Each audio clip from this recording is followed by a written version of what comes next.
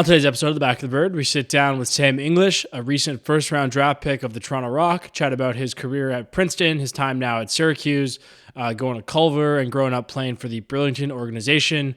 Also chat about some news and notes around the lacrosse world, including the new PLL trading cards coming out, and some other good stuff as well. Let's get right into it. Episode 123 of The Back of the Bird.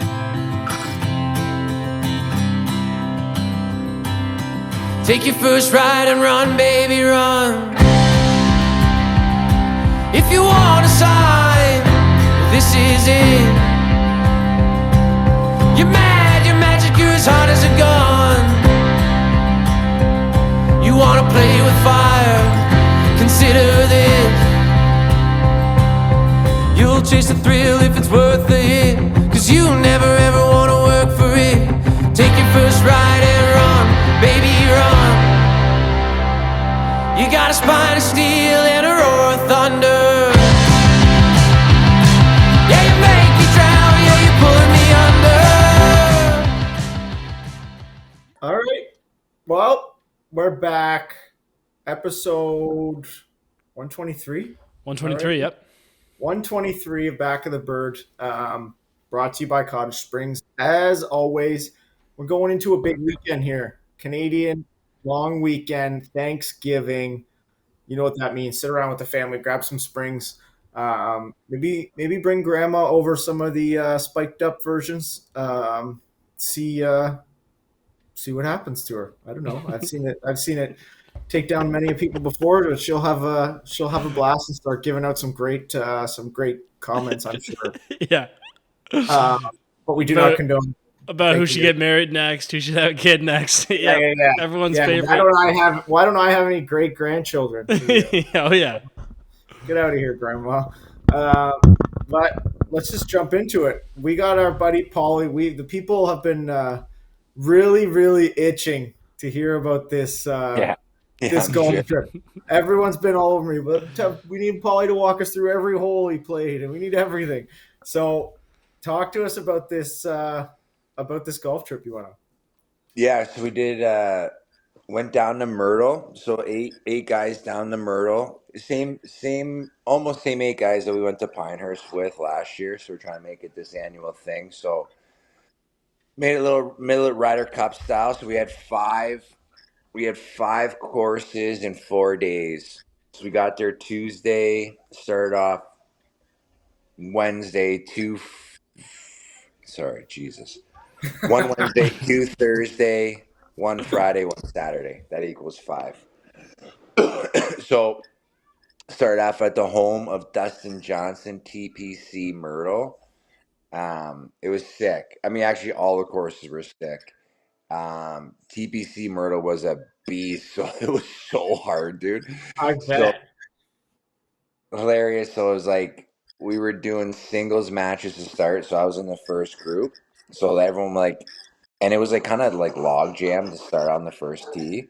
So all 8 of us are at the first tee. It's all right, here's the first swing of the day. Everyone kind of hit their range. All 4 guys, there's a little pond, maybe 5 yards in front of us. All 4 guys just whiffed it into the pond on the first. And then, then we just did, but it was sick. And then we did 2 courses at Barefoot. The second 18, we did a little 4-man scramble, which was fun.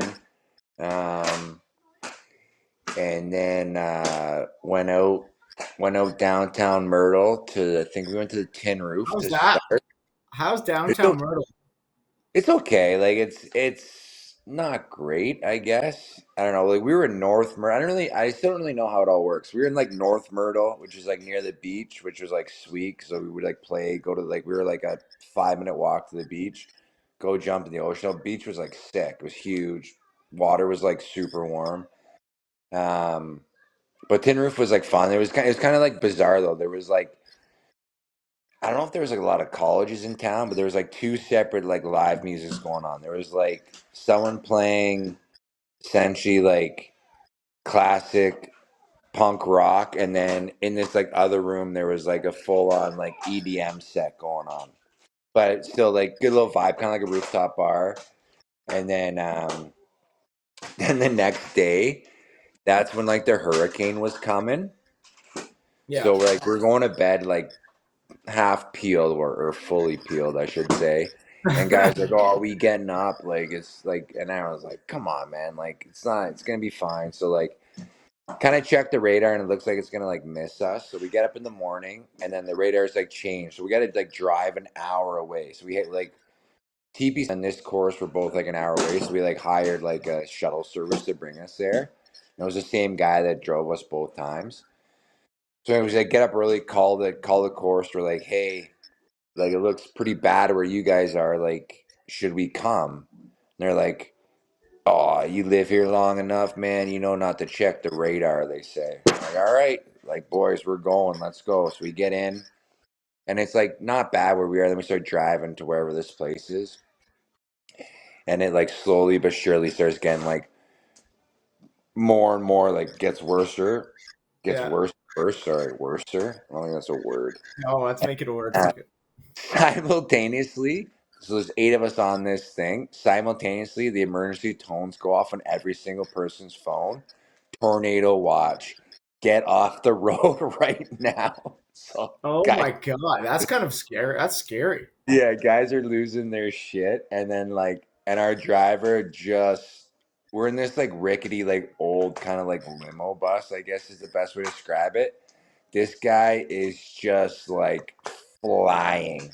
Here's the thing, like doesn't even look at his phone, just buzzing.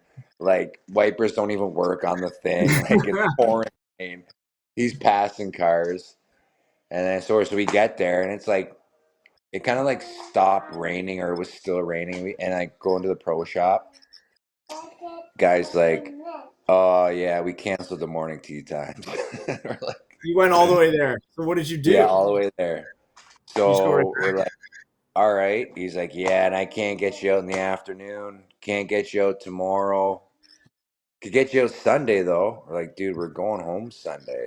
So we kind of like sit there for a bit. Anyways, we're like, screw it. Like, we don't know if we're gonna get. And the worst part of it was like that was gonna be, I think, the best course we were gonna play. So everyone was like looking forward to it. So anyways, like. We start looking like other tee times, and then we find this other tee time, and like it ended up being like another sick course, so it was fine. Play there and like conditions, and then like essentially we drive back through the hurricane because like the hurricane like moved to like where we were going, so we like Yeah. stop raining. We drive back through the hurricane, get to this course, it's pouring. Anyways, we get out, play, it's fine, and then the last day we played a course right near us, which was like sneaky, really good. Like it was kind of like on, I guess like the inlet. It was called. It's not like on the ocean, but it's like on an inlet. Like I guess if you like look at the map of Myrtle, and then we went to this. We went to this bar called Ducks or something, and it's just like I guess the best way to describe Myrtle. We went to this like live bar band called Archie's a couple times. I guess the Yeah. best way to describe it is like you're gonna have frat kids and you're gonna have like 90-year-old grandmas at the same bar, just That's a like good rock. mix. Yeah. So it's kind of like they're all kind of like the same, like little like dive bars, live music, but it was fun. That's Um, great. How did yeah, you convince Dory to let you do this trip?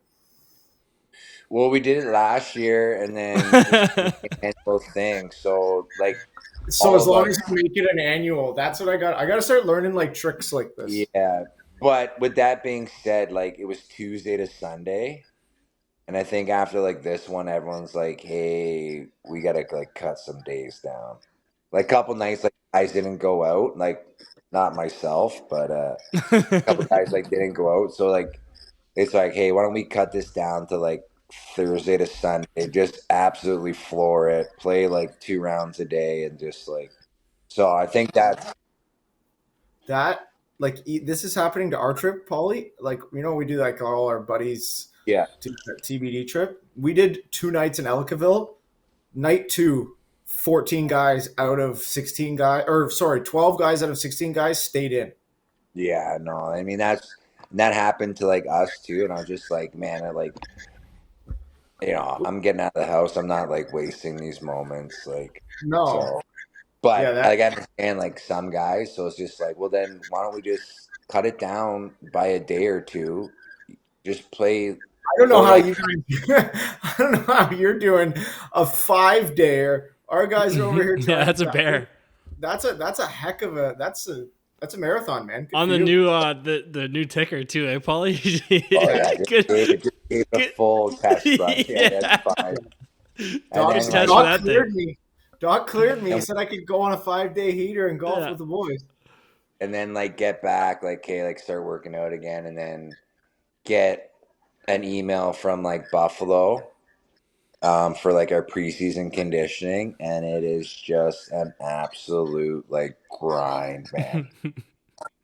It's good, like it's great, but like I was just like, oh man, I am in one here. Like we're doing like 800 meters, 400 meter sprints. Like I don't know if that's the last.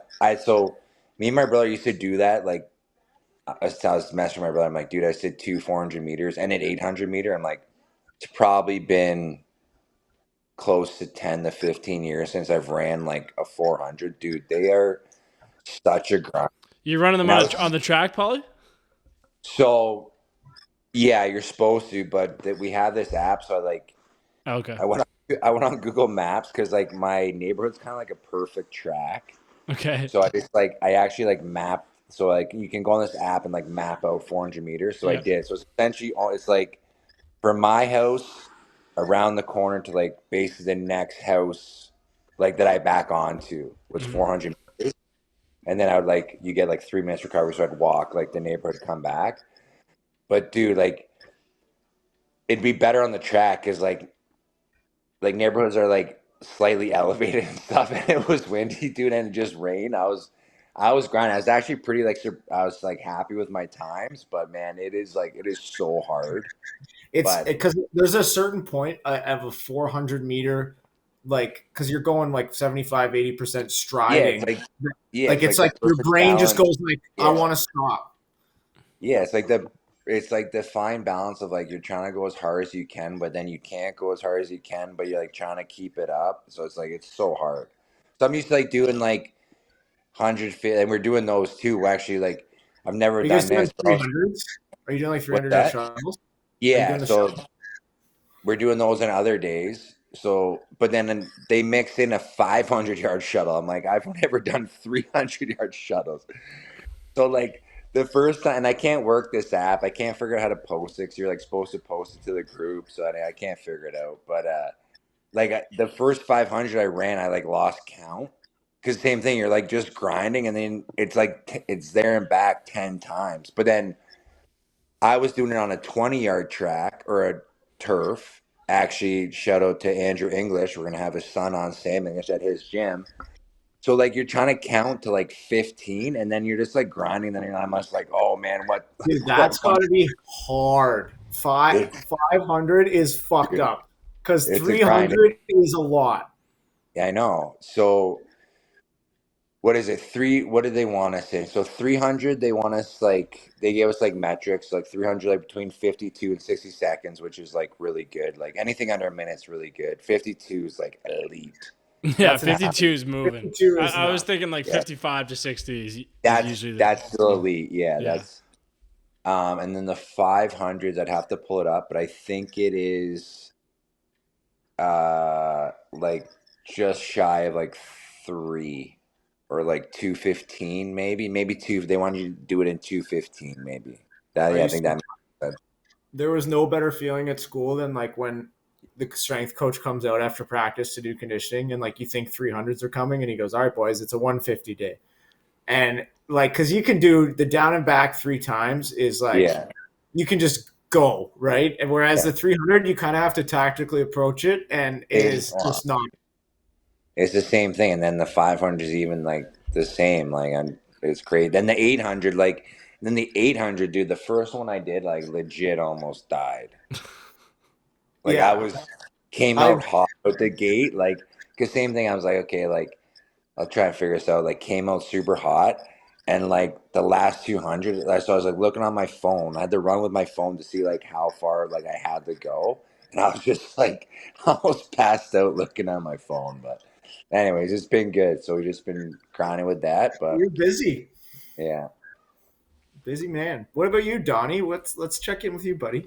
Yeah, I'm good. Going through a lot of the same stuff as Paul. We got conditioning stuff too, so just kind of trying to wrap my head around that and stuff. But actually had a pretty nice night tonight, as it kind of relates to the podcast. I'm back out at my mom's place in Oakville, and I actually went and played some lacrosse at the Clarkson box, which has been basically renovated. Not basically, it's been fully renovated, and they did a great job with it. So it's cool to visit it over there. And I'm in a big outdoor sports phase right now, as Dan knows. I'm just like really enjoying playing lacrosse outside.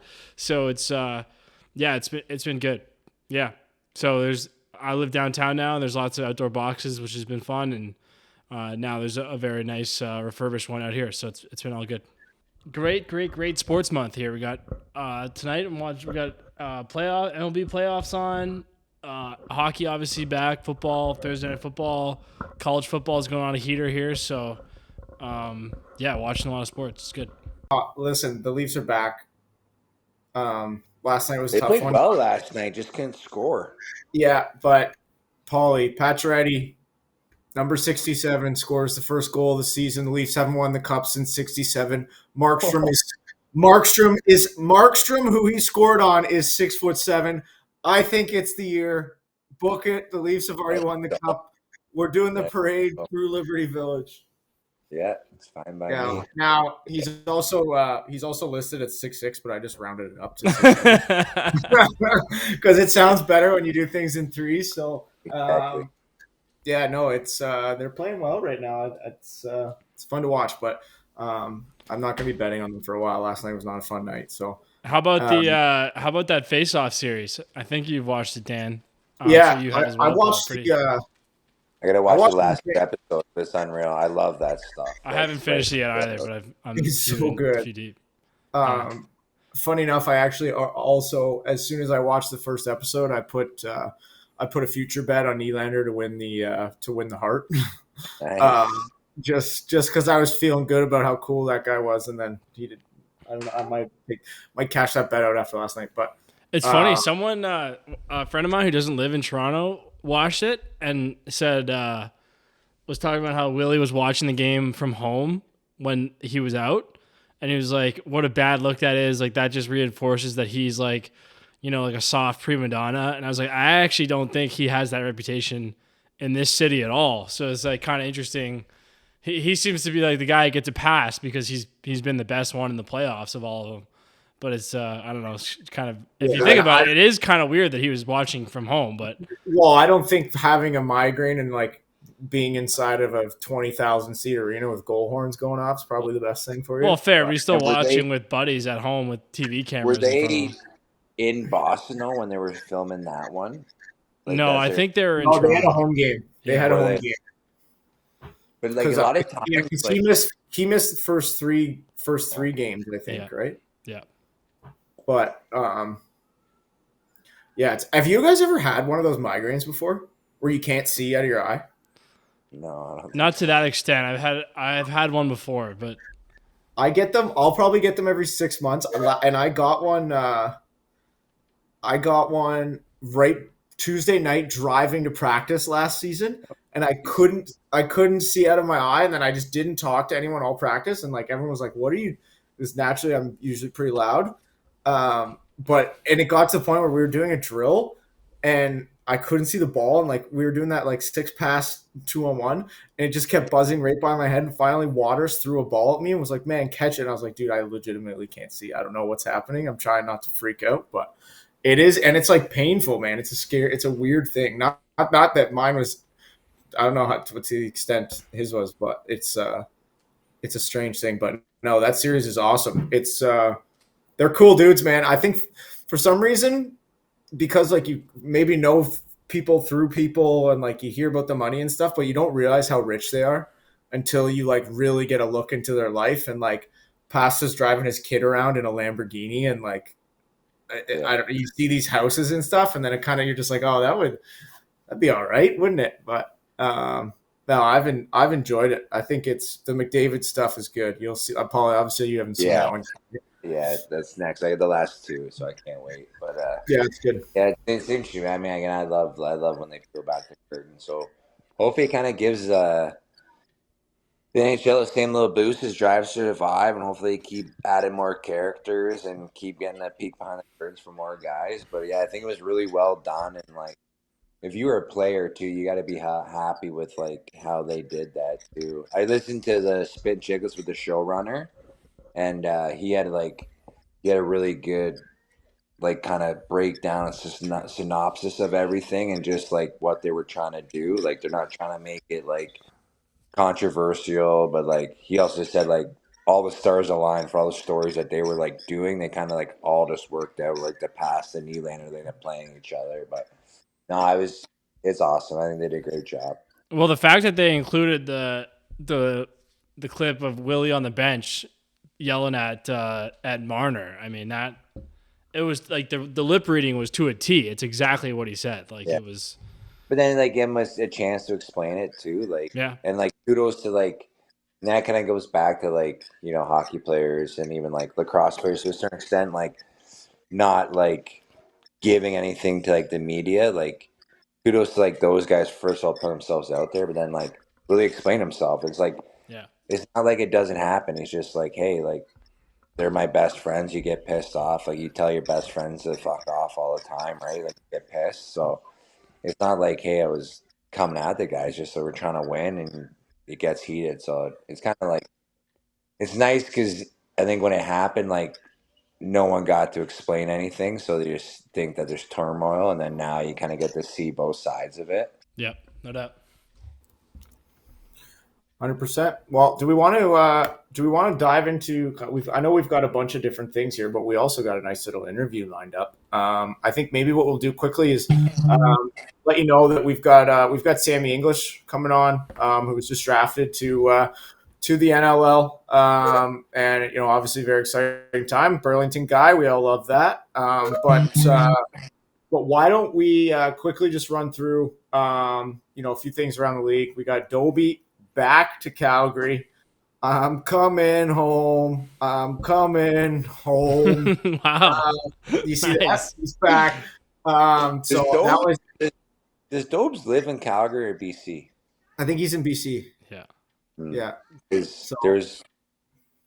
thought that was a big player for it too. I thought Van had some. I thought it was an auto. I thought it was an automatic lock, but yeah, that's what I thought. But I don't know. Did Calgary get off? Did Calgary lose the reputation, get off the wallet, and pay the boys? I don't know. Yeah. Or is this? Listen, I might jump onto the Rumor Boys train. Maybe this is a move to get Dubs back. Who knows? I don't know. Maybe they're bringing all the boys back. Danny Mac's coming back. That went. Yeah, that went quiet after Dubs kind of put his tweet out. Nothing's like happened since then. No, and then did you see him post a picture of Simmer and Courier? He's a hilarious follow. Yeah, he is. He's good stuff. But then Justin Robinson to Ottawa for a conditional sixth, and then Tate Cotone and a sixth to Buffalo for a sixth. Outside of that, maybe what we'll do, Pauly, do you want to? The other thing that we wanted to touch on is Ottawa's going with the open tryouts at camp. Yes, I put this in the notes. I think we've talked about this before, but isn't there a pretty established, at least a couple pretty established players that went the open tryout route? I think we talked about this last year. Yeah. Well, Lordy did, like, after he got cut from Buffalo, he went to the open tryouts and made it all the way through. And then, again, he's been playing it. Like, kind of his was, like, I guess they're all crazy, but he was a first-round pick, gets cut, goes to open tryouts, and, you know, he's been playing ever since. So kind of like a restart of his career halfway through. Dill Evans went through the open tryout system, played for Rochester. Again, I feel like it also used to be a way bigger thing. I think we talked about this before, like, but now some other teams are like Philly did it now, Ottawa's done it. I saw my boy Koichi, he scored a nice little goal. So I don't know if he got through on the open tryouts, but we're still looking for a team to bite on all Koichi, baby. I love it. Did he play in the Worlds? I don't think so. That's what I get so confused, man. Like, this guy's over here, but then why was, I don't think he did, dude, because it would have been all over the Instagram. So it's like, I thought he was like, dude, when he came over, like, I don't know if people know, but he came over and we made sushi, him, his wife, and my wife. But he was saying he was like kind of running like maybe just the field side of, I don't know, but you still think he's got to be like one of the better Japanese players. He's been over here for like seems like 4 years now, I don't playing know. Well, senior B, senior A. maybe we'll have to get the Koichster on here to talk a little bit of his journey. I mean, he's a small little guy, but goddamn, can he hit the ball? He's got Oh yeah, and he's a good little face-off guy. he fucking slings the rock out there, old Yeah. Koichster.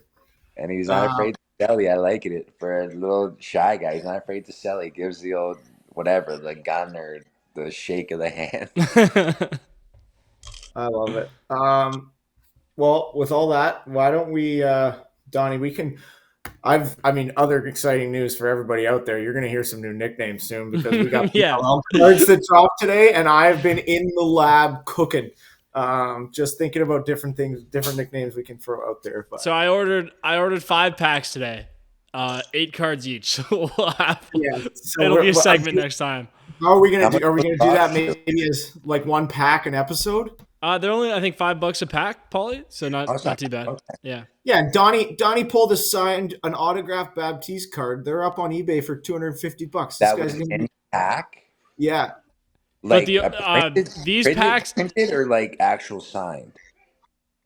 like I think it was actually signed. It was actually signed. I didn't personally get him to sign it. It came. No, I get that, but you know how you like. Well, honestly, man, it crossed my mind. Like you're like, wait, I know all these guys. If I wanted to, I could. I could make them all autographed. Donnie, that would saturate the market. I know. We gotta start doing that. Do the NHL road. Start getting guys to sign sticks for you. Yeah, Donnie. Hey? When you see Calgary get Dobes to sign you a stick, send them over your stick, sign it on the tape, bring it back. Just start collecting guys' signatures. That'd be unreal. Paul, you want to do a jersey swap this year? Me and you after the game? Could you imagine? After I fight you, we'll swap after I fight you. Okay, perfect. Perfect. Just rip it off, actually, and then you know what item I'm holding on to? When I was in New York, I really wanted Warrior gloves.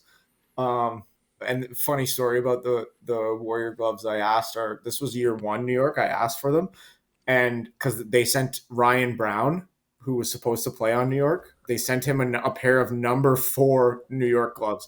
And I went to our equipment manager and I was like, hey, I know you guys got those gloves. I don't really like these Under Armour ones. Can I have those ones? They say number 4 on it. He goes, they're already on my wall. I'm like, man, what?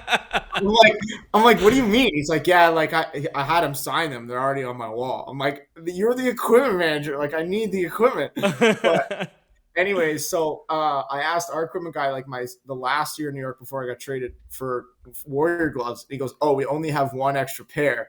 And he brings them out and gives them to me, and they're just like black or blue orange Warrior gloves with the number 51 and teat written on them. And so I never wore them because I figured Jeff would just puke at the thought of me wearing gloves with his last name on them. But I'm going to get him to sign them and hold on to those things because that could be a nice piece to have one day. On this note, I've actually been meaning to kind of put something out about this, but we're looking to do more video work for both Back the Bird and for Lacrosse Culture Daily. If you have a lacrosse collectible collection in Toronto and want to maybe show it off, get in touch with us somehow. We'll make some content out of it. I think there's some people probably with some pretty cool stuff kicking around the GTA, so let us know and I'll get out there. You know who actually has a shrine, but he lives up in Southampton, which is like what's that beach up? Sable Beach area is Bill Evans' dad. Apparently has like an absolute like lacrosse shrine. Okay. I think might be mostly Brampton, but he's got a pretty cool collection from when I remember talking to Dill. All right. Good deal. Yeah, I gotta get up there. There's gotta be, but you know who else probably has a good one? Rosie. That's what I Probably. was thinking of too. Yeah. Yeah. Because he was Rosie crazy has, at Burl's Rosie has jersey. to shine just Rosie has to Yeah. shine just from the world. I was telling Donnie this. I'm an idiot. I don't have a single jersey from anywhere I've played. I gave them all away. Really? I got Yeah. a decent collection. I I should have actually kept. got, but the funny thing is, I have a crazy glove collection actually. Like I got most of my gloves and helmets from everywhere I played, but I gotta like all my jerseys are all over the place. I gotta organize things, but I do need to start like giving some stuff away. I have like 10 like Rochester jerseys. Yeah. See, yeah, I gave all of those away. It was stupid, but all right. Do we have our buddy Sammy ready? Is he? Not No? quite. No. Interesting. Well, I'm that's I'm fucked with up. you, Paul. I've never given away I need to give away more stuff. There's people who would care more to have some of the stuff that I have that I don't care about, but I can't do it. I give like all my. I'll give sticks away because I only ever really use one stick. Like I always keep one stick, give sticks away. I guess like because helmets and gloves you need, but I'll always give like I've taken like all my under stuff off, like kidneys, stuff like that. I actually gave a whole like when I went to Colorado last year, I had a whole bag of raw stuff. I gave it all away to Eric Law and his like inner city program. Cool. So I just gave a whole like once they gave me all the gear, I'm like, does anyone want this? And then D Ward was like, yeah, Eric Law runs like my Eric, can you give this to him? And yeah, he messaged me and said thanks. So I was like, yeah, no worries. Like kind of same thing. Like once you have like one, you just need like a pair. You need like one thing from every year. I feel like. Right. Yeah, But, I fucked that up. yeah. I even Danny, gave I'm Donnie giving you one. your I'm giving you your Hammerheads jersey back. Now that I know this, I'm holding on to I can't. I'm holding on to the last the proof of Speaking of dumb Danny's. things, just gave it to some guys to go to the bar with. Yeah. That's happened every See Jack single Kill time. with. I can't retire from lacrosse and have a singular jersey left from a team I played 14 shifts for. Like that can't be. I can't be the one thing that's kicking. But it might be the most memorable one you played for, at least story Or wise. like the least wow. amount of memories. The least Yeah. amount of memories because it was just like, whoa, let's get through this. By the way, one of my favorite like recurring traditions of Back the Bird is we all say like we keep saying like one day we'll really talk about the MLL bubble.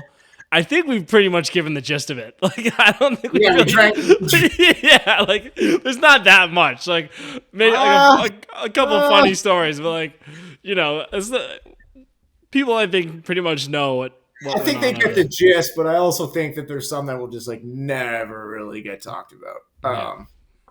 Yeah, we also got NLL theme nights, Donnie. Which we got some Marvel back, eh? Yeah, that was basically just what I want to talk about. Is that as far as I remember from last year, the Marvel thing was there wasn't a term put on it, but some of the teams have announced their theme nights that include the Marvel, so it seems like fans can expect that for at least another year. But exciting stuff there. I would imagine we'll see some of the same jerseys, maybe some new ones. Kind of have to wait and see with that. But our buddy Sam is coming in here, so let's maybe talk about the good folks over at Lucky Penny and yeah, it's funny you mention that at Lucky Penny Media. We're a full-service marketing company without the hefty agency pricing. We understand your brand is everything to you, and working together, it means everything to us. You're more than just a client. You're a partner and a teammate. Our philosophy is simple. You grow, I grow, we grow. So here he is, Sam English.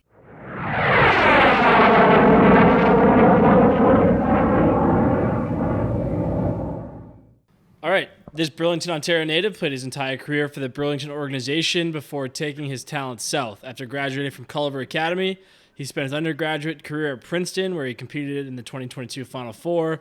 After graduating, he transferred to Syracuse University, where he's currently preparing for his second season for the Orange. Most recently, he was the second overall selection of the NLL Draft to the Toronto Rock. Welcome back to the Bird, Sam English. What's up? Thanks for having me. I'm excited.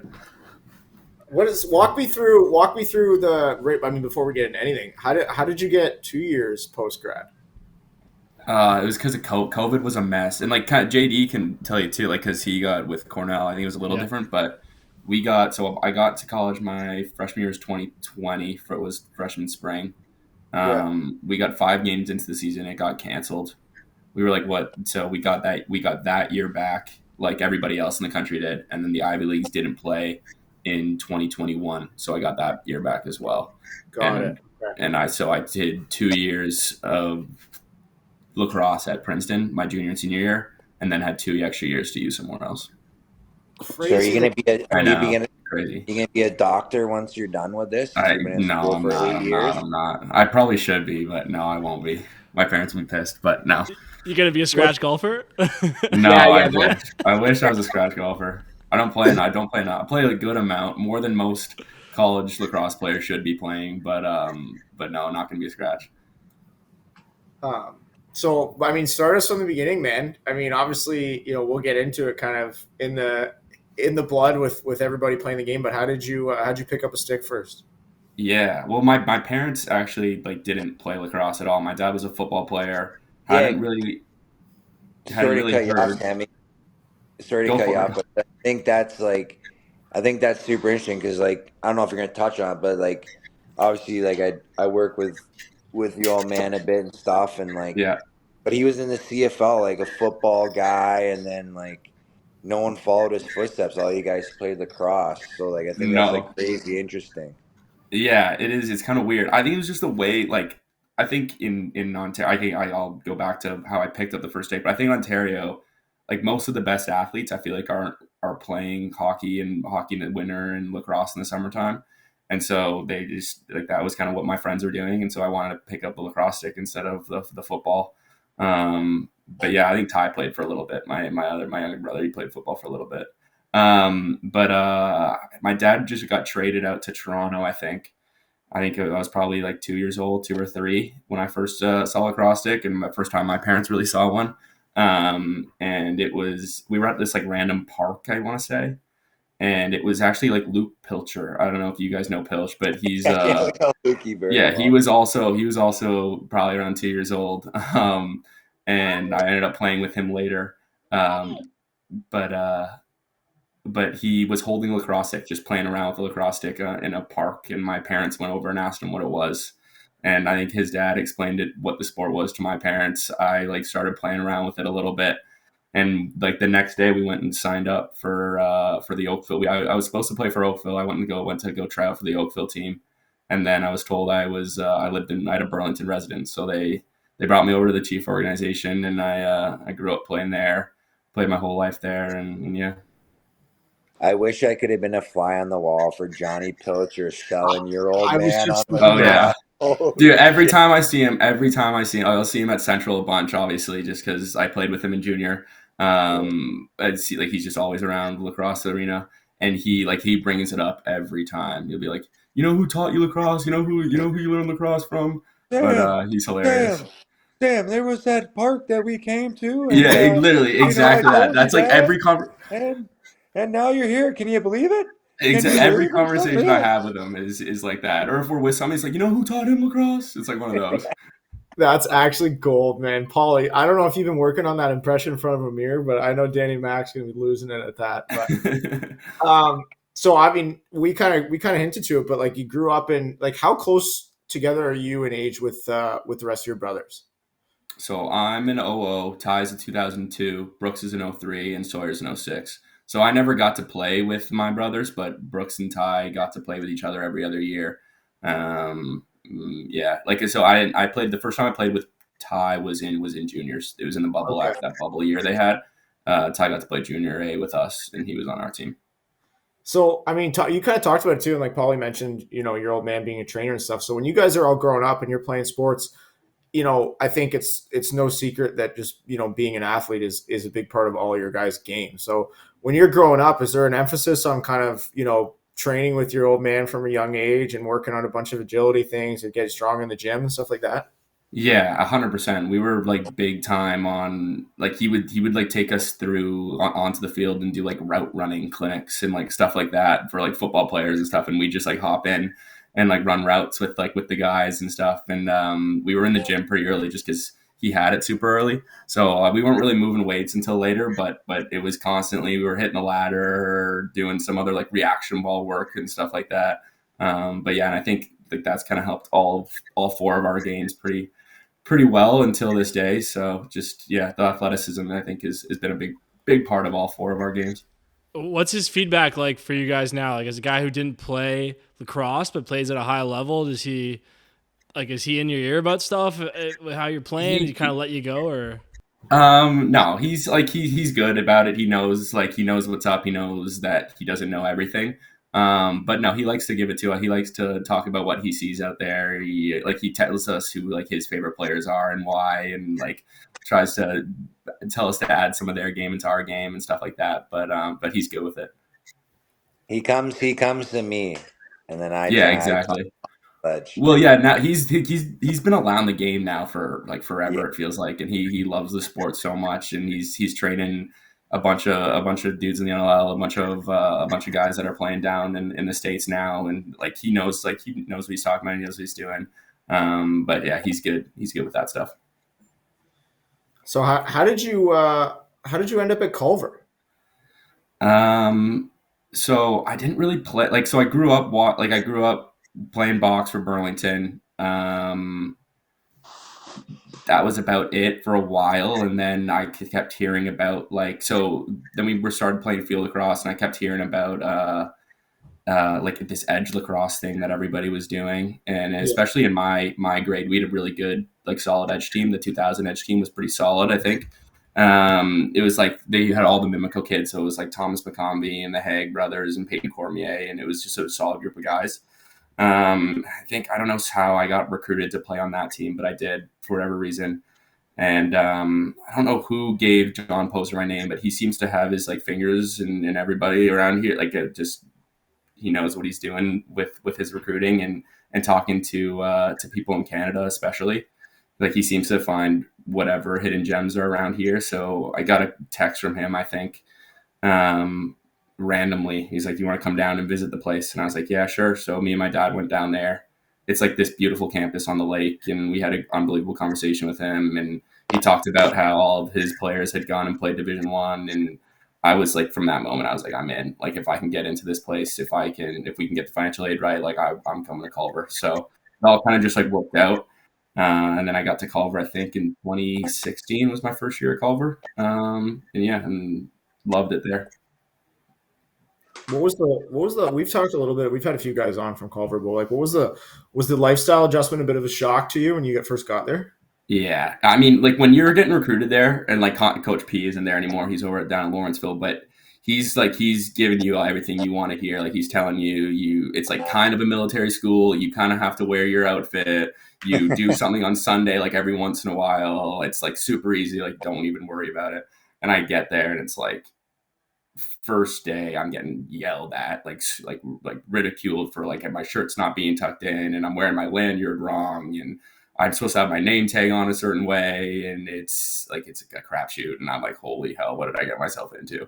But you go through it with everybody. Like one of my roommates was Mike Robinson, was at Delaware, and we kind of hung out together. We had a little crew that were all like the new cadets there, and kind of just got through it together. But it was definitely a change of pace for sure. In a pretty short, time period there, you guys had like a ridiculous crew of players that went through, most of them Canadian. But what was that, who was there? I was kind of looking at when you guys were really good. It would have been, I think, your senior year. But, who were you tight with besides Robbie? And what was it like just being around players like that?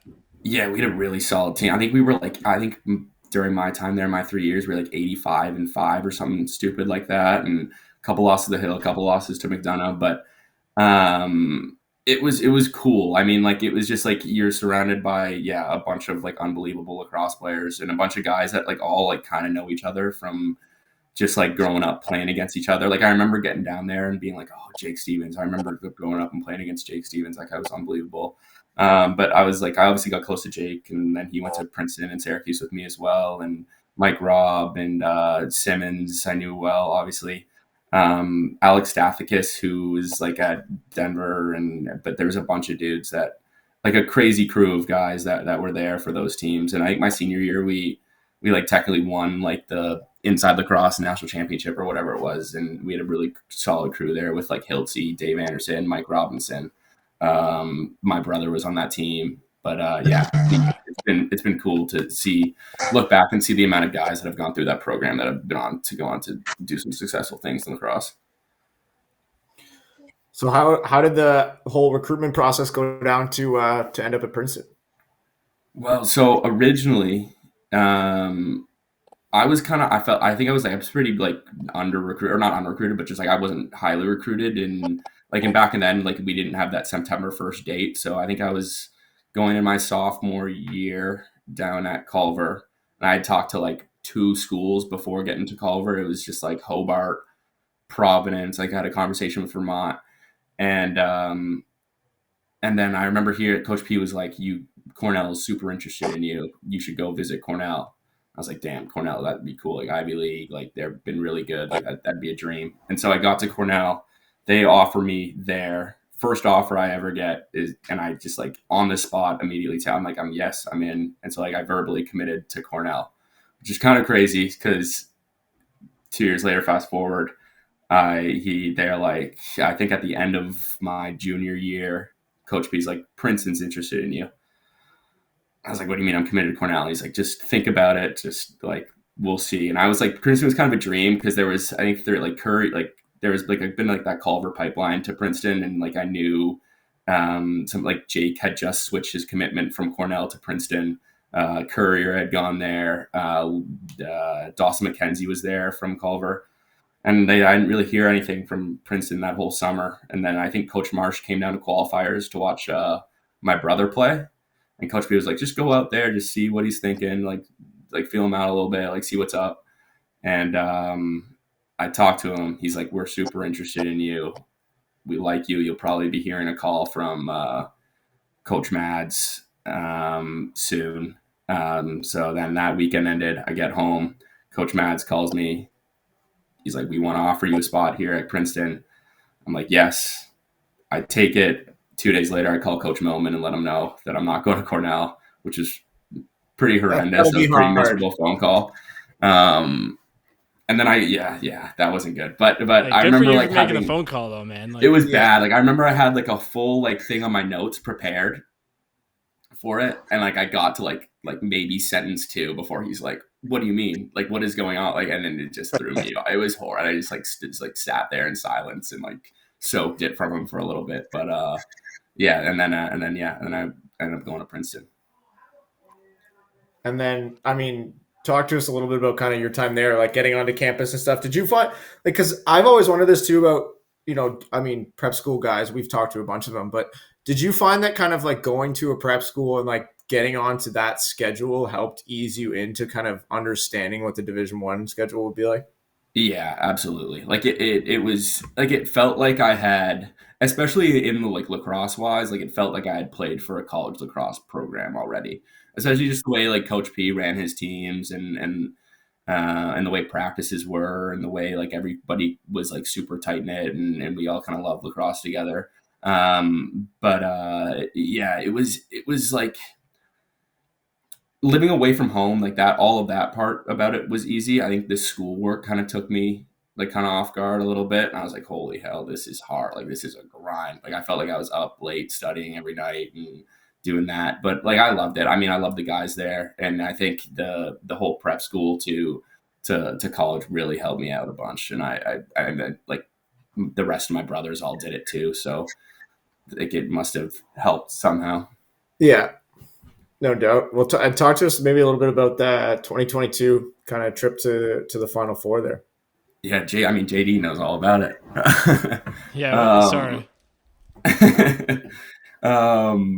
Yeah, that was unbelievable. Like we had a fun team. That was my first year playing offense. I remember I came in as like a D midi and everybody like I was like thinking I was playing D midi and then I think that next spring when we came back to campus and we weren't allowed to practice, I was like, I'm going to try to play offense this year. Or we weren't allowed to play games and stuff. We were just allowed to practice. I was like, I'm trying to get on the offense side of the ball.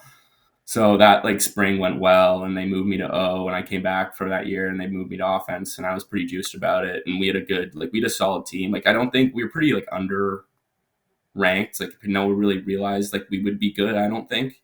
Cause we were losing Sowers. We were losing like all those seniors who were like really, really good.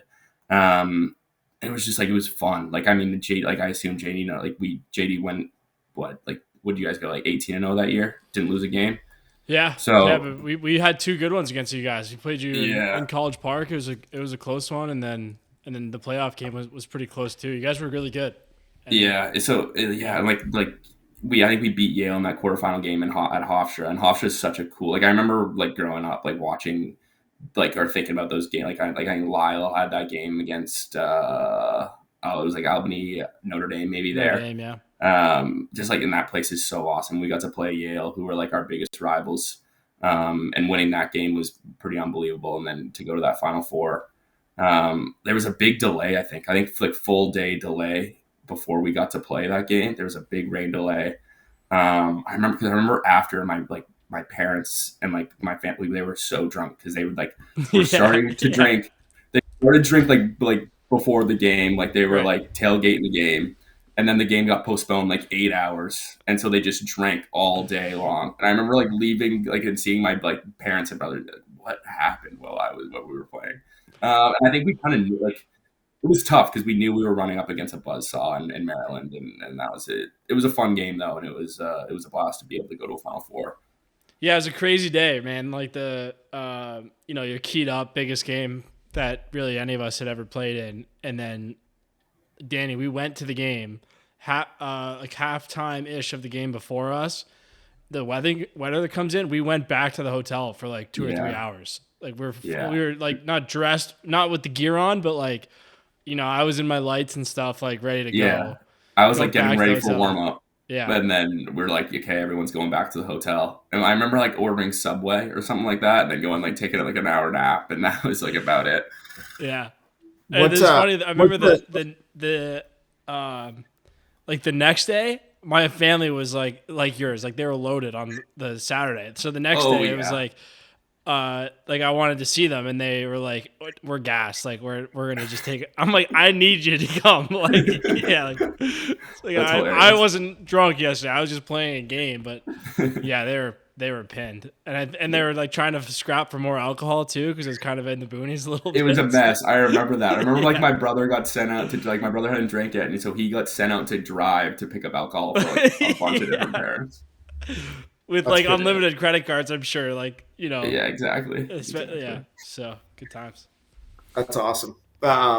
We've got also in the notes here. You ruptured your spleen in a game. Oh yeah, that was bad. That I totally forgot. Yeah, well, I didn't totally forget, but I didn't even think about that in like thinking about what I was going to talk about here. But yeah, it was against Syracuse, which is crazy because then I came and like met the kid that like ruptured my spleen. The fucking spleen killer. And was like good friends. Yeah, exactly. It was like ended up being good friends with him. But it was like first possession my senior year game against Syracuse. I came over the top and like got slid to, and just went like boom, like hard contact, and like initially, because when you rupture your spleen, you lose a ton of blood like really quickly. So I was like super blurry. I was like wobbling around. Got off the field. Like thought I was like maybe concussed, and I was like, I just gotta kind of maybe like try to soak this, like let's figure this out. Because then he got a penalty for the hit, and like the whistle went for the penalty. Now I was on the man up, so I was like trying to get back on there. I like run like halfway on the field. I'm like, I can't do this. I run back. I think someone takes my spot. I think Braden Saris goes and takes my spot out there. I go into like our like little team locker room. I'm like really hurting. I'm like, I'm trying to get back. Like, we're gonna go get you X-rays on campus. So on campus X-rays, make sure your ribs aren't fractured, and if they're not, you can come back here and finish the game. And like, she goes out there to go get like the cart to take us, and I'm like over the bucket, like over the garbage, almost throwing up, like feeling really not good. So when she comes back in for the second time, she's like, we got to take you to the hospital. Get to the hospital. I'm sitting in the hospital. I get like a bunch of X-rays taken. They're like, nothing's like showing up. Like you should be fine. Like you're probably good. I'm like, damn, am I kind of just like a wuss? Like, what happened? Like, how am I like feeling this horrible right now? Finally the girl like puts her hands on my spleen, and she's like, this doesn't feel right. Let's get you like one more MRI. Just make sure like nothing's super bad. Get the MRI, get back to my bed. in the hospital. They come in like 10 minutes later. They're like, you got internal bleeding, ruptured spleen. We're getting you to the trauma center like as quickly as possible. The nearest trauma center, which is like in Rutgers. It's like an hour or like 30-minute drive away, I think. Yeah, and they're like the ambulance is going to be here to pick you up in like an hour. I was like, damn, that's scary, but like not horrible. They were like, you shouldn't get surgery. Like it should be okay. And then they come in like 5 minutes later, like actually it's worse than we thought. We're going to get you on a helicopter to the nearest trauma center. So they bring me up to the top. Yeah. They bring me up to the top of the hospital, put me in the helicopter. They fly me out to the nearest trauma center, which is, I think, the RW Barnabas or something like that in Rutgers. Like I get rolled into like this big operating room. There's like 9 doctors around me, like just saying like, okay, here's the situation. Here's his deal. Here's what's going to happen. The one doctor's like, do you want your spleen removed or like, should we try to keep it? I was like, I don't know. Like my parents aren't here at this moment. They're driving. You're not equipped to make that decision. No, yeah. I was like, I have no idea. Like I was like, and they're like, we probably suggest you keep it. Cause I guess if you get it removed, you have to get a ton of vaccinations because it like filters all your blood and makes sure your blood's clean. So then I'm like, okay, let's do it. So they take me in. I don't go under, but they give me some sort of like drugs to make sure I'm not like kind of loopy and make sure I'm not like feeling any pain. Yeah. They put it like they embolize it. It's called. So they like close one of the arteries, and it repairs itself. And the surgery went smoothly. I was in the hospital for 4 more days. But yeah, it wasn't good. How does that work from like a insurance perspective? Like, yeah. Well, I was like on student insurance, so it like ended up not being a big deal. But I remember the bill came in, and it was like $235,000. I was like, holy hell! Like this is crazy. They looked and saw like the Princeton international student. They're like, throw him in the helicopter. Yeah, exactly. Yeah, exactly. They're like, hey, he's not even really bleeding, but let's get him in the chopper. Let's just get him there. Yeah, exactly. Like, get him in the chopper, make him stay as long as possible. Do you want Pinot Grigio or do you want yeah, exactly. Give me the food menu immediately. Yeah. There's a charcuterie board waiting in your operating room, and the 5 doctors would be in there. Basically. That's crazy, man. How long was the recovery after that? So it was supposed to be like if we went to the Final Four that year, like I could have possibly like thought about coming back. Yeah. But we lost in the first round to Penn State. And so I was like, okay, not a big so don't have to worry about trying to get back super quickly. I took the box year off just because I didn't want like my first kind of contact coming back to be getting rocked in like the ribs and stuff. So took the box year off and then got to Syracuse, and like that was my first day of fall ball was the next day time I played lacrosse. Damn. So yeah, I remember being like I was really rusty and be like, damn, what's going on? And then I haven't played it. Yeah, exactly. I haven't played in 4 months now. Yeah, wild. So dude, that's gnarly. By the way, sorry. Thanks for talking about that. That's a lot more intense than I would have expected. No, it was a little scary. And then I was like Landon Cleary, he's the kid. He came across the top and he like hit me, and he got like a really bad. If you watch there's like probably a video of it, but like. It's the first possession of the game. I come over top. He hits me. I run off. He gets super concussed and is like stumbling. He has no idea where he is. He's like wobbling around on the field floor and then just like drops. And he also didn't finish the game. But now then he became one of my the Step Brothers scene, the double knockout. Double knockout. Like literally exactly that. And he became a friend of mine here at Syracuse. What the fucking fuck? Yeah, exactly. Well, talk to us. It's a good transition into kind of life at Cuse. What's it been like playing for Gary Gait there? Yeah, I mean, he's the man. He's just like the coolest guy. He loves playing lacrosse. He loves talking lacrosse. He loves the sport. He loves the guys. He's awesome. And like he's just his like kind of aura is kind of felt around campus. Like when you walk like right into the first thing you see, I guess, is him like with a statue of him doing like the Gary Gait goal like over one of the players, which is kind of cool. And no, he's awesome to have around. And it's been fun. I love Syracuse. These guys, like the guys are awesome. I'm living with a bunch of Canadians. I'm living with Mike Grace, Finn Thompson, Joey Spalina, and Mike Leo, and we got a good crew.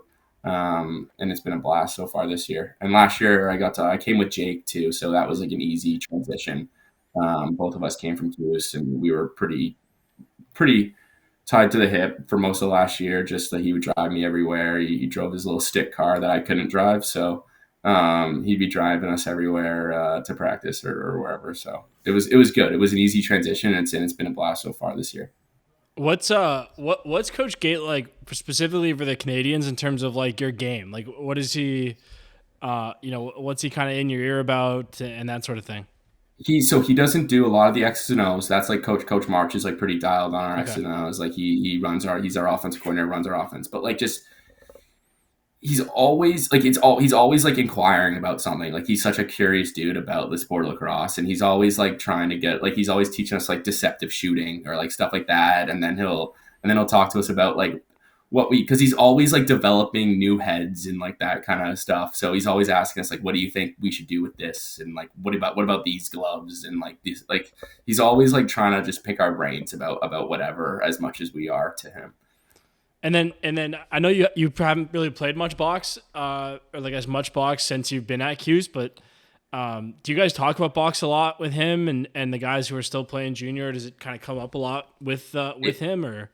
Not really with him, but like we have a good crew of guys here that have like obviously played box and like have been on really good box lacrosse teams, and like so like obviously Joey and Trey were on that Orangeville team this year.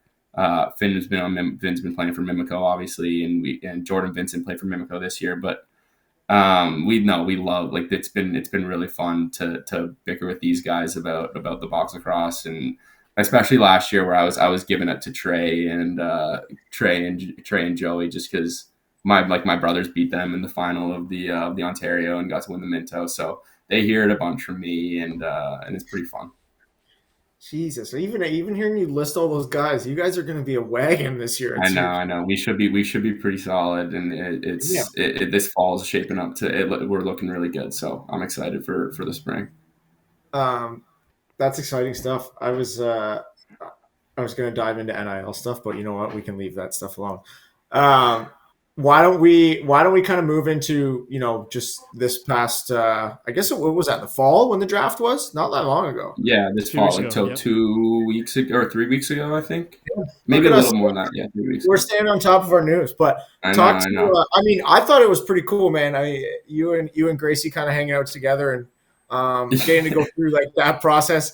I don't know what was going on. Was that bubbles getting shot? It was, yeah. So I think I don't know. I think we had, I don't know what I'm allowed to say and what I'm supposed to not say, but we had a party here like the night before, like on the Saturday. You guys party? Before.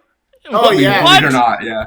But on the Saturday night we hosted a party here at our house, and it was like the theme. We had, for whatever reason, we had like a bunch of like bubble machines of some kind. Like there was just a bunch of bubble machines, like bubble guns. There was like a lot of bubbles at this thing. And so we had, and I think one of our roommates, Jimmy McCool, who's like one of our goalies. He's a Boston kid, good dude. He was like, yo, what if I went and got the bubbles for when you guys get drafted? I was like, sure, man, do whatever you want. And so like I go first and I go second. First, I go right like first before Mike, and the bubbles come out, and it was like pretty jokes, and I was like trying to wipe them away, but yeah, that it was a pretty cool experience with having him there. And then they did the same thing for Mike right after, so pretty funny. I miss college so much. You just having a bubble party, like come on. But yeah, maybe just talk about kind of a little bit. You obviously played for Oakville Rock and stuff, and then grew up with that team, kind of being the team that was closest to us in Toronto. Like, what's the feeling like getting drafted there? Yeah, I mean, it's pretty special. I think since I've gone to box lacrosse, like they've been the team. It was like going to watch the Burlington Junior A games and going to watch the Toronto Rock. Like that's what I would do in the summers, or not. I guess the summer I'd go watch Junior A, and then in the wintertime I'd go watch the Rock. And I was just like, I love that. Like, just love the team, like was super into it. And then always wanted from the moment I like really started to get into lacrosse, I wanted to play for them. And then getting to know like the Dalwicks over this time and Coach Scheuer, just playing with the Rock organization in Oakville. It's been pretty special, and I think I should fit right in, and I know the program really well, obviously, and I'm pretty pumped about it. So yeah.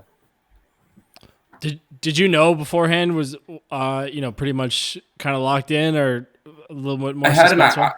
I had an idea. Like it felt like it was definitely possible. I think I knew if Brennan didn't go on, I think they wanted to take him. But I think I had a kind of an idea of what was going to happen. Especially because and talking to Jamie over the summer and talking to Coach Sawyer, they obviously seemed to like me a lot and wanted my abouts around the Oakville Rock, and I think it seemed like it was definitely a possibility, or definitely likely, that I could go there number 2. Well, pretty cool, obviously, for a Burlington guy too. Now they're in Hamilton, pretty much even closer for you now than it was when it was downtown. No, it's a perfect situation, and hopefully I'll be in Toronto or somewhere around there this upcoming summer and fall. So I'm pretty juiced about it. You got a couple Toronto guys here. I was going to say Liberty Village, fun time. Yeah, I know. Looking to add more to the Wolfpack every day. Yeah, I'd love to get Buddy, there. this sleeper couch over here, we had 3 of us on it last night. We could get 4 of the boys. Okay, all right. Watch Man, this. that's exciting. I love to hear it. That's awesome. Yeah. But yeah, I mean, kind of outside that, you talked a little bit about junior A and stuff like that. I know 2019 you guys lost in the finals to Orangeville, which is it's tough. It is what it is, kind of thing. But I think the gut punch is like knowing how good the team looked pretty good going into the next year, and COVID happens. Yeah. Did you play in that like bubble tournament or whatever? Yeah, I did, yeah. But yeah, I lost. JD beat me once in the Ontario final and then once in the Final Four. This guy's a real dickhead, isn't he? No, I was making the notes. I'm like, wow, this is tough. I know. Not great. In the notes too. You definitely won MVP of that final too, didn't you? Technically, Ralph did. Yeah. Oh, did he? Yeah. I remember you going. I remember you going off though, and being like, "Damn, this guy really beat us." You couldn't miss him with that helmet. Holy shit! Yeah. You know, fucking. I remember that. You definitely got chirped for that helmet for sure. I feel. Like I got chirped the whole way, like every shift, every game. It was. I mean, it was hilarious. Too big, eh? Yeah, it was. That's awesome. I was talking to someone about that the other day. I was like, You've seen a big helmet, like double it. This thing was. It was a big helmet. It was like one of the bigger helmets I've ever seen. I feel like if I remember it correctly. It had to. Do you remember how that series? Do you remember how the series started though? It was like game 1, and it was that fight in. So you know what's funny, man? I don't know where I was. I have no memory of that. Like I don't know if I was fucking. There was a fight in what, in the stands? No, on the floor. No, in like light warm up, like a bunch of guys got into it. It was first warm ups. I don't know who it was on Orangeville, but he like crossed. I think maybe he stepped on the center line or something. Yeah. And Kashok was like, "If you do that again, I'm like, we're gonna go like right now." And so he does it again. Cash runs from like the other end of the floor, grabs him by the face mask, like throws him into the boards. Like it's just like shit, like crapshoot. We get pulled off. Like everyone runs over, pulls him off. And I think like to this day, like a coach from either team has to be on either bench now for first warm-ups. Because that happened. Wow. Because of that.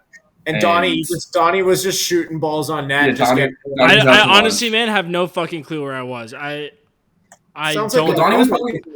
I have no memory of it at all. Maybe I was still concussed at the time. Like honestly, I have no idea. Someone mentioned that to me like a year ago, and they're like, "Do you remember that?" I was like, "Nope, I don't know what happened." So no, it was that. I remember, and like that kind of, and then we lost. But every game was pretty close. But I think we lost 4-1. You guys kind of dominated us. Yeah, there's 2 in overtime. I think you guys won once in OT, and then they were close. Maybe 3 overtime games. Yeah. What was that next like COVID thing? What was it again? It was like a tournament. So we got. I think 2020 would have been my 4th year junior, and that got canceled. And then 2021, which should have been my 5th year, was they brought back all the 99s, and so that year was in the bubble. It was at a the double. It track. was a double graduating year. Yeah, it that's was like qualifiers. It was like And it was then they very did like similar young qualifiers. stars. They did like a young And they did stars thing stars too. thing too. And Burlington, that was like that. So the Young Stars team would have been that Burlington team who won the Minto, and they lost in the final of that Young Stars tournament or whatever it was. Yeah,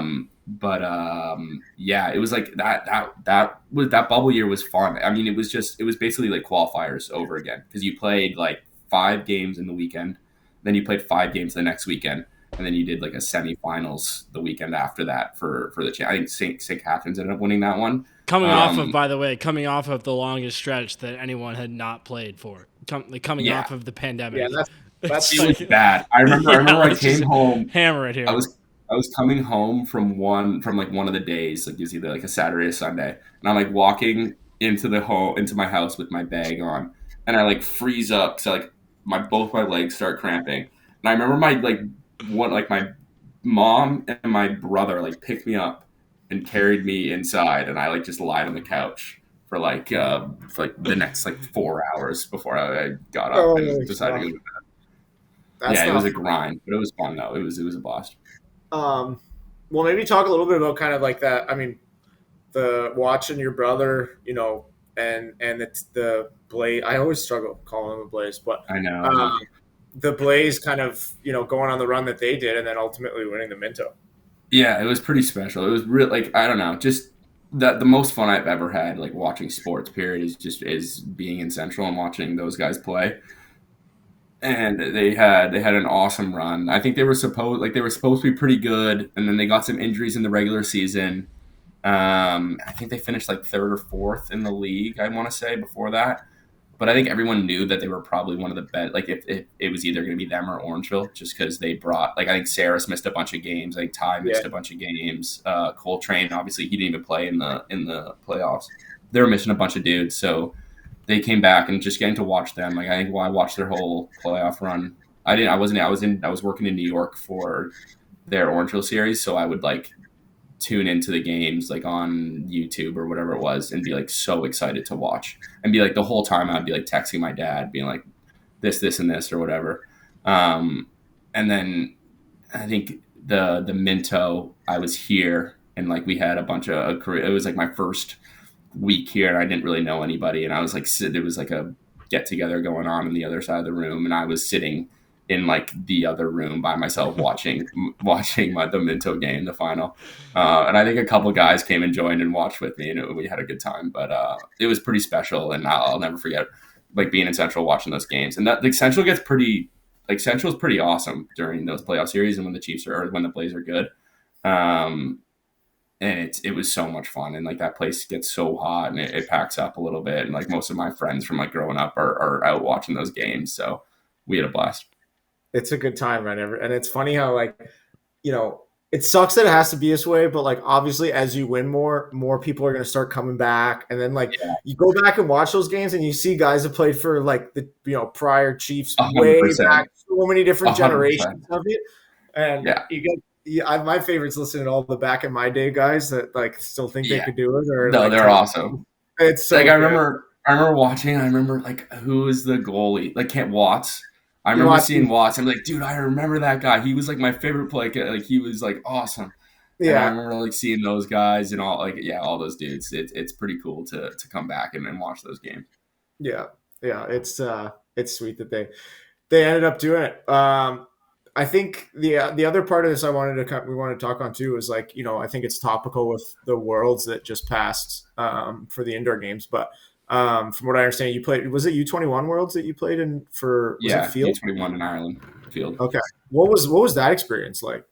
It was awesome. I mean, like it's just like really getting to represent Canada at any level is pretty freaking cool. And we got to go to Ireland and play in that game, and we had a really solid team, but yeah, I think it was like a 13-11 game. That U.S. team, when it's all said and done, is going to be one of the best teams ever. They had one of the best U.S. teams, and we had like a really good Canada team. Like I think Thomas McCombie was on that team. Hiltz was on that team.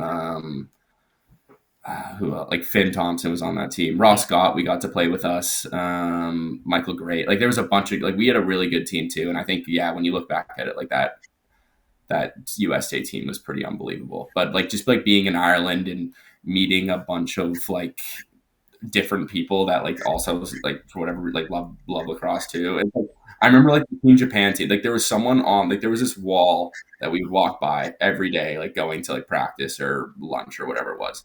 And there were 2 kids on the Team Japan team, 2 different kids every single day were just grinding out wall ball. And it was just cool to see that happen and people loving the sport and playing it. And I think I got a Team Japan the World Games jacket here.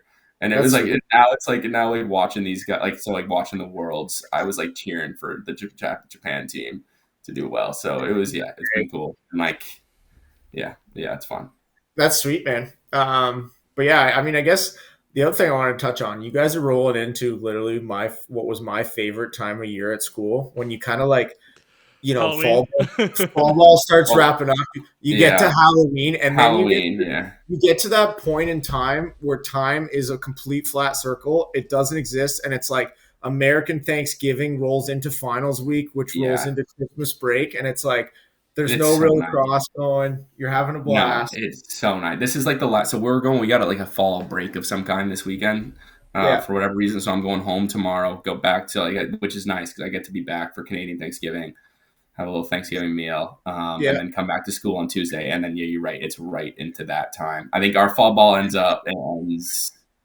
second to last weekend of October. And then we roll into a little bit of box lacrosse, a little bit of lifts.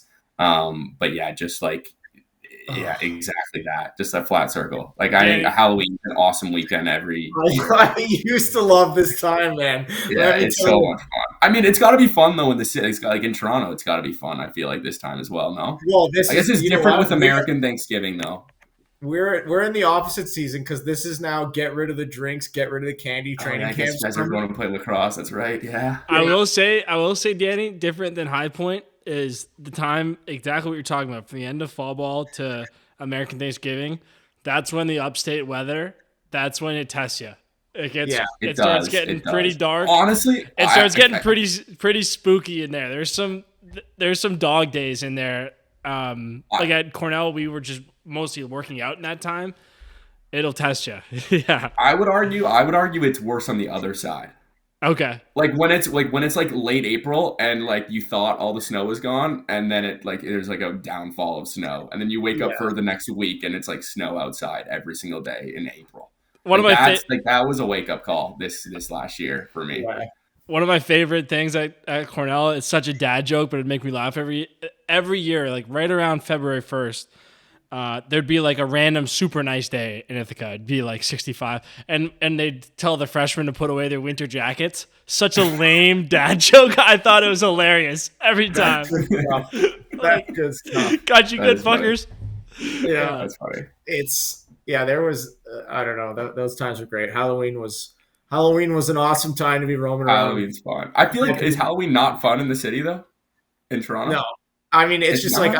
I think there's a certain threshold you cross where it goes from you're not going out for Halloween, you're going to a buddy's place and it is what it is. It's just different. You're not dressing up, but if you're dressing up, you're just putting something light on. I don't know. Yeah, it's just fun and you're doing it with your friends and I hear you. But I think we'll see. We'll see what the costume is this year for the boys. But I'm excited. Yeah. Didn't all the boys used to do funny shit at I feel I remember RIT and Gracie, those guys doing group costumes or something. Possibly. I don't know. At Princeton, we did group costumes, and then the freshmen always had to do a group costume and then a skit on top of that. Nice. Which is so super fun. And then this year, last year, all of our grad students, we did a group costume. We went as the usual. So there's that picture of the usual suspects. I don't know if you guys have seen that movie. Yeah. Yeah, and we did that. I remember my senior year at Princeton, we did. Everyone was Spider-Man, and nobody knew who each other were. So all of our faces were covered, and so we all went out fully Spider-Man, and there was because and that class was huge too because some guys took the year off, some guys didn't. So we had a like a 16-person senior class my senior year at Princeton. And there was just like Spider-Man. 16 Spider-Mans rolling around campus. One year, my buddies and I, we did the everyone dressed up as an Oompa Loompa, including the full orange paint, too. and like that one's fun. That one's tough. The paint is tough, but yeah, that is fun. You know what you do? You got to if you're gonna do something like that, you got to talk to like a women's lacrosse player. They got like the spray you can put on top of the paint so it doesn't rub on anything, but then it washes off. It's a nice. Okay. It's a trick of the trade for you. But it's funny. I was talking to someone about this the other day, but one year at Cornell, four of the guys went as like a emo band, so they did like straighten the hair thing,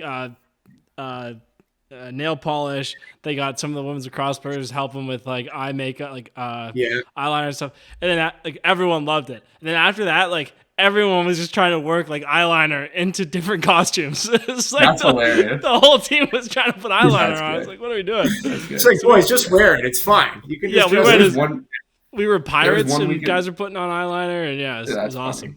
I remember there was one weekend at Princeton, like at Princeton, our team would have like themed like pre-whatever before we'd go out to the bar or whatever it was. Yeah. I remember there was one time when we did like goth, like rock band team, and it was just our team and like a girl, like a girls team or whatever it was. And we all had like eyeliner on. We all had like the black wig, like exactly like that. And then we went out to the bar, and like nobody else was dressed up. Like it wasn't like, Halloween. It was just a Friday. It was just our theme we did. Nice. And everyone just like looked like idiots at this party. That's fantastic. That's good stuff. Yeah. I love that. I miss it, man. You gotta.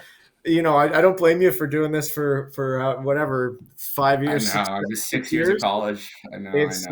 I miss it. Yeah, I missed it big time, but I know that's what I like. At times, like I'll feel like there are definitely times here where I feel old and like kind of feel like anxious about still being in school. But like every time I talk to someone who's not, it's like, dude, you're yeah. So like that makes me feel good about still being. Dude, you got the next 45 years to get out here and do the working thing. Like you're good.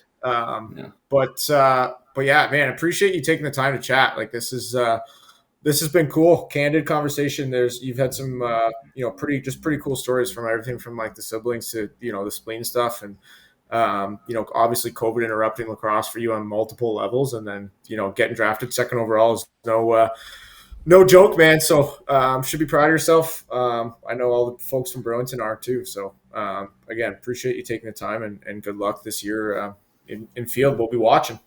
Yeah, really appreciate it. Quickly, last thing. I think you wear 15. You worn 15 as long as I know you. Where does that come from, and kind of what's the origin there? I wish there was like a better story, honestly, but I think. Well, you wore 15 for the Chiefs. I was going to say you saw me wearing. Yeah, exactly. Well, I remember. Like, why does this jersey smell like fucking Jaeger bombs? Like this shit stinks. No, but this jersey smells like chicks. Oh yeah.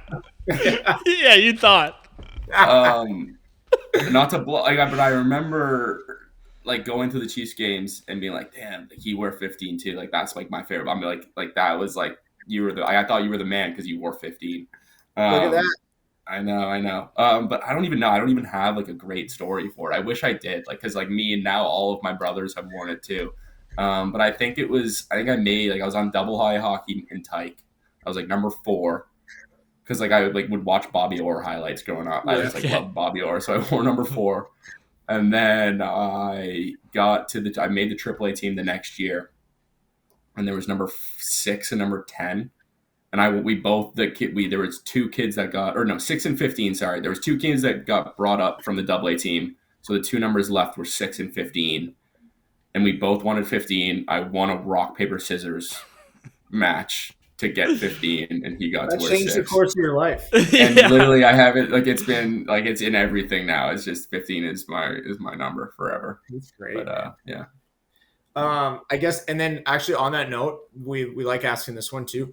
Do you have any, like, piece of gear or anything that's, like, super old or something that you just, like, refuse to not wear? Or are you fine with just, like, getting new gear? Not really. Like I had my shoulder. There was a shoulder pads that I had for a while. They were like you've probably seen the little gate ones that are like really Yeah. small. They're like gray and black. I had those ones for forever. Until I got to college and they were finally like, you can't wear those here. You have to wear like Nike. So I was like, all right, I'll switch. But other than that, no, I don't really have anything specific. I remember like my first stick ever was like the one I like really liked was like this gray gate torque with monster mesh. And it was like my favorite thing ever. And I remember breaking it. And my dad like drilled a hole in either side, like filled it with like some sort of cement and then like taped around it so I could still like play with it, like going into awesome. qualifiers or whatever it was. This one just kind of popped in my head, and I think maybe we'll start asking guys this. But do you have any kind of like superstitions before a game? Something you have to do? Not really. I tie my shoes in like a slightly different way, but like nothing crazy. Like it's just like a tighter knot. I don't listen. I'll listen to music. I listen. What's your superstition? I tie my shoes. Yeah, basically, yeah. No, but I don't listen to music with any words in it, like in my headphones. So I'll listen to like strictly movie scores or like TV scores, if that makes sense. So like like the Night King from Game of Thrones, or like Duel of the Fates from Star Wars, or like Oogway Ascends has been a big one that I listened to before. It's like it's from Kung Fu Panda. It's one of the. It's like Dude, that's fucking badass. I kind of love that. It's the last one I listen to before I go out and play every day. So every game is Oogway Ascends by Hans Zimmer from Kung Fu Panda 1. How'd you come onto that? That's interesting with the no words. Is that I don't. So it started with like whenever I would study, I like couldn't. I realized I couldn't listen to music with words, so I started listening to like. Originally, it was like, I don't know, like random classical music. I just like throw on a study playlist, and I was like, I kind of want to listen to other random stuff. So I don't know. I started just putting like a playlist together of movie scores that didn't have any words in it, and then I started, and then I would start getting. There was a time, I think my senior year, where I was going through a slump and kind of anxious about how I was playing, and so I would I would listen to that to like calm me down a little bit and like be trying to chill me out in the locker room. And so ever since then I've started listening to strictly movie or TV scores before I play. That's super interesting, man. Yeah, that is cool. Yeah. I got into meditation stuff when I was at Maryland. We had this our trainer was kind of into it. I started doing it before home games. There's something to it. I liked it. Yeah. I should probably work it back in, but it's cool. It's cool. I like it too, and it's kind of nice. And I remember like we played Maryland this last year. We played Maryland at the Dome, and like you can hear like the Dome is so like it's the loudest like stadium I've ever played in. It's really cool, and you can like I remember sitting in the locker room and like hearing the stands and like it was like the first time I'd been nervous in a game since like the Final Four game probably against Maryland. And I like put it on. I was like just like locked in for a second, and went out and played. That's sweet. I saw a few of my buddies actually went and saw the Hans Zimmer did like a show. I know. He was just in Toronto, right? Yeah, I think so. I'm pissed I missed it. Yeah. I know. My mom was like, we were like, she keeps sending me like, we got to go to like, she'll send me like the ticket information, but we got to go to this, and it's like never when I'm able or never when I'm home. So we'll go at some point. Maybe we'll see what's up. I saw a video of him doing like the Dune 2 set, like, yeah. So like it's so cool. And people are just sitting there like casually, like you'd want to be like sprinting up and down the seats. I know, it's awesome. Yeah, juiced. I agree. The other one that's kind of lame, that it's not lame. Like I think it's awesome, but when they do the Pirates of the Caribbean with like a huge orchestra, it's like pretty sick. It's so the huge orchestra, like watching that and like realizing it's like all like the dudes playing instruments is like so interesting to me. It's so like I'll watch those like on YouTube. I love that. Yeah. Didn't think this is where we were going with our last 10 minutes here. This has been great, man. This is why we do it, though. Yeah, this is great. This is awesome. Yeah. This is sweet. So, well, best of luck. Safe travels, obviously, coming back home. Enjoy that meal, and then enjoy the time warp that is October, November at school. It's I will. All-time stuff. So make sure you let us know what you decide to do for Halloween. We expect big things. Yeah. I'll send you guys a picture of our group costume. Beauty. Love it. Awesome, man. Well, thanks again. We appreciate it, and good luck. Thanks for having me.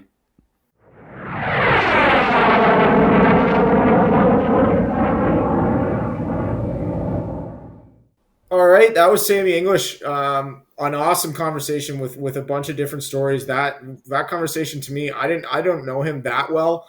I think we've met a few times over the years, like I know his parents and his brothers and stuff. But Yeah. To me, that conversation is why we do this podcast, where guys Totally. are just like opening up about little habits, things that go on behind the scenes, injuries that happen, and the stories they went through. It's fun to do like that, and that's why we do it, because guys are comfortable with us in having these conversations. So, outside of that, in terms of kind of moving forward here, I guess we've got 2 weeks, just over 2 weeks until we got training camp. I'm heading down to beautiful Saratoga Springs tomorrow at 5 in the morning. Well, when this drops, I'll probably already be in Saratoga Springs. Going down for Riley O'Connor's wedding, which will be a nice lacrosse-filled wedding, which I'm really excited about. I think it'll be great. But I think this is again, it's like these things just seem to be continuing to happen. But reading an article about Noah Landrio, who was killed in a car accident in Muskoka. From what I understand, he was hit by an undercover police car, and the details of these things aren't what it is. It's just like, you just feel for these people, man. It's such a horrible thing, with the Johnny Gaudreau stuff. And then, you hear a story like this. It's like, as a parent, I can't imagine. And, the family and friends and everything, we're just, we're thinking of them, of everybody. And I know lacrosse is a tight community and has come together, from what I understand, to raise some money on a GoFundMe as well. So we'll be sure to put that link out there. But we're thinking of everybody in the Landrio family and friends, because again, these things just shouldn't happen. And it's hard to put into words, but we're sending our condolences to the family for sure. Yeah, absolutely, man. Unspeakable situation, and yeah, well said. And we'll put the link there in the show notes and try to get it on social as well. Awesome. Well, I guess that does it for this week. Again, we really appreciate Cottage Springs for letting us giving us these mics basically and letting us talk our talk and have so much fun with these players that are opening up for the fans. And we hope you guys tell a friend about the podcast, get it out there, because again, we think that these types of personalities are ones that should be exposed to fans. So appreciate you guys listening. Go grab a case of Cottage Springs. We'll chat with you next week. Peace.